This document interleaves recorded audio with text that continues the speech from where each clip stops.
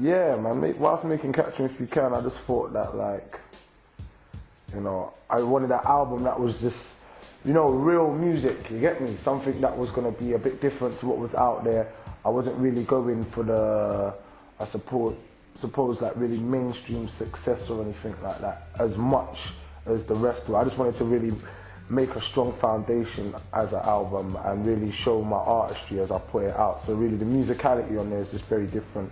The subject matters vary, and just, you know, the whole process of it coming out, from the videos, like from Ransom to Black Boys Kidulthood to Adulthood, Who Wants to Be a Millionaire, Your Wish Is My Command, and Life. I did 6 videos off the album so far, and I still might continue to do some off the album, but even each of the videos, the artistry and the artistic direction on them are all different and just totally different to what's out there. So really it was just to lay my claim as a, you know, a solid artist. I suppose my life's changed a number of different ways, really. Like, it's mad for me to walk down the street and that, like, that's a bit weird for me, you get me? Like, going into a shop and that, and it's like, you might hear sound, like, the shop will be buzzing, like, and then that's just a bit weird, you get me, for me. And just, you know, like, people always want to take pictures and that sound, or like, because I'm just getting, like, I'm just an artist, you get me? So I'm just walking around doing my thing, and then this is all happening. So for me, it's just a bit crazy. For me, I make my own lane, to be honest, you get what I'm saying? So when everyone's doing something, I'm doing my own thing, you get me? So like, I'll get to that mainstream, I suppose, arena when it's my time to get there, do you get me? And when my process allows me to get there. So Catch Me If You Can wasn't really the album that was supposed to really, like, take me there like that. I think people are gonna listen to it in 3 years, 4 years, 5 years, 6 years, and like refer back to it, like, oh, that album was deep still. So just, I think for me, the mainstream will come later.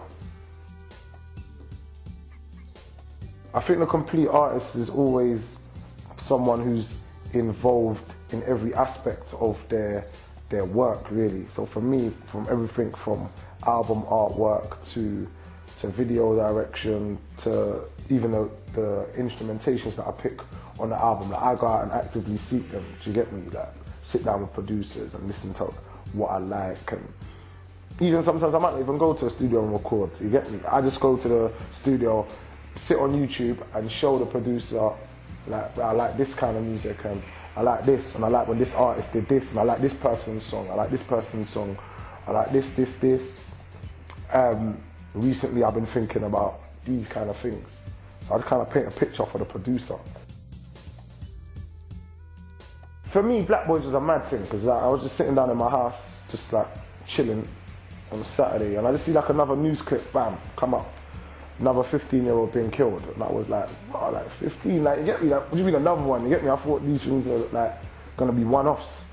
But every time you flick on the news, it's just like, there's a negative image of a black man. So I just thought, well, like, it's kind of messed up still, you get me? So I thought, right, maybe add some positivity to the balance that might help shift things, you get me? Because then, I don't know, if you constantly see like, right, knife crime, right, this kid's being killed, right, this one's been stabbed up, right, this one's been shot, then I think like the natural reaction for a young man who might not be like, you know, have developed a full awareness of what's going on, I think their natural instinct is to just like, right, boom, I'm gonna get me a ting or carry my bora, because that's how it is on the roads, blood. If you don't have your ting, then blood, trust me, you get me, it will happen to you.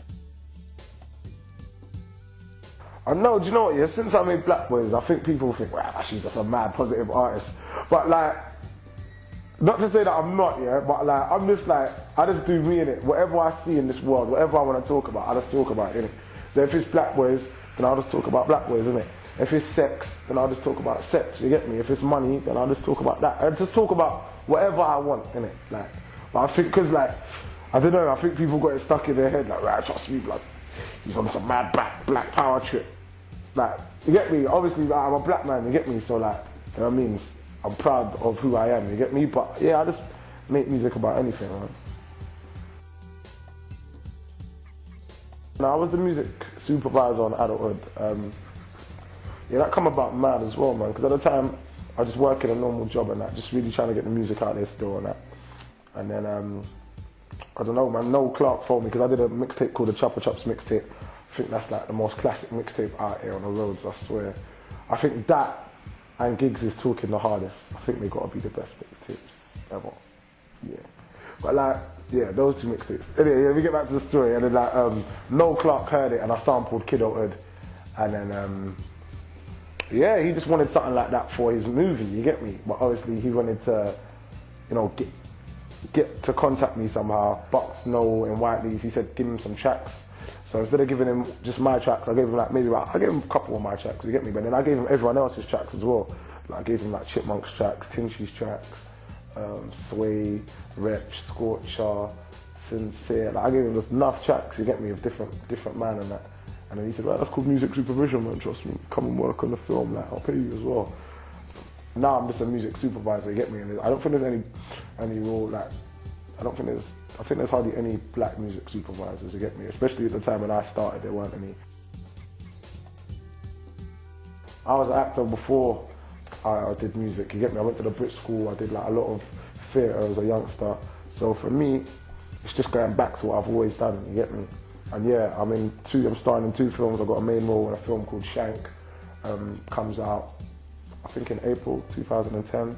It's gonna be a big event release, which means like it's just gonna be nuts to promo everywhere, like get me interviews, da-da-da. And then I'm in 4321, which is directed by Noel Clark, and that comes out on Universal Pictures. So that's got Emma Roberts, Noel's in it, Adam's in it. Yeah, it's gonna be nuts as well. Like for me, I don't really want to play stereotypical roles as an actor, you get me? But for me, like, it's kind of like catch-22 for me, you get me? Shout out Tinchy, it's a plug. I'm joking, I'm messing them up. Yeah, yeah, for me it's like a catch-22 because obviously I'm a rapper and an actor, you get me? And like, it'd be quite easy for me to play roles that like rappers would play, do you get what I'm saying? Like, I don't want to keep on playing a rapper in a film, like that's dead for me, you get me? So I want to play like just like various roles, and like Shank for me is totally different. It's set in the future anyway, and you know it's just nuts. I don't want to give too much away about the story at the moment until the film comes out, but just like it's just like set in 2015, it's nuts. And in 4321, I'm playing like a comedic, I suppose, like comedic little character. Kind of funny sometimes, but like that's not my character, you get me? So yeah, just roles, and I just want to play different ones all the time, you get me? I don't want to be typecast and stuck in the same role all the time. That's dead for me. Yeah, growing up in KENSAL Rise is a mad thing. It's heavy still, you know, like one of my best friends is from KENSAL Rise, you get me? And just, I don't know, man, it's cool, like, what can I say about it, man? Mad Jamaican influence, you get me? Like, mad. Like, I'm half Jamaican, half Dominican, but the Jamaican influence, just in northwest London. I'm more a northwest sort of West London guy, you get me? I grew up in West London, moved to northwest London, so I got the whole area. And the thing I noticed about northwest is just mad Jamaican influence, from the slang to, they get me, what man eat and the way they talk, and just like, yo, you see me? And just like, I love northwest, you get me? And in West London, it's cool because it's more, you know, there's West End and I mean, it's KENSAL, and you get me? These are like, it makes me laugh when people from out of the area say, yeah, I'm gonna go city, or say something mad, like, but they mean like central London. That just makes me laugh, because that, to me, that's just, yeah, I'm just going Oxford Street or just going West End, innit? So it's just nuts, innit? Advice for up-and-coming musicians or aspiring musicians, actors, entertainers. I think just, you know, you gotta go out there and make your opportunities, you get me, and make them work for you. When you see one, take it, you get me? Because someone else will take it, and then boom, that will be them in the door, and you'll think, oh, how comes they're there and I'm not? Because they just took the opportunity, you get me? And I think that's what it's about. It's about creating your own lane as well, just trying to do something that's gonna make you stand out from the crowd and make people notice you, and not just rubbish, you get me? Because I've seen enough people trying to be different, like, you know what I mean? Like, just doing a mad thing, like dashing yourself on the floor and all the madness on stage. Like, that's cool, innit? But like, you need to really think about what you can bring to the game, you get me? And try and leave a legacy, innit? You gotta wanna be the best and be the greatest. You get me? And when you go, when you stop, people miss you. And people think, rah, when he was doing it, that was heavy, or when she was doing it, that was heavy. So that's what you want to do. Yo, what's good? What's cracking? It's your boy Bashy, aka Ashley Thomas, aka Bish Bash Bosh. And right now, you're watching Silverback Magazine. Look out for the 2 movies that I'm in. Look out for the brand new album. You already know it is Rags to Riches.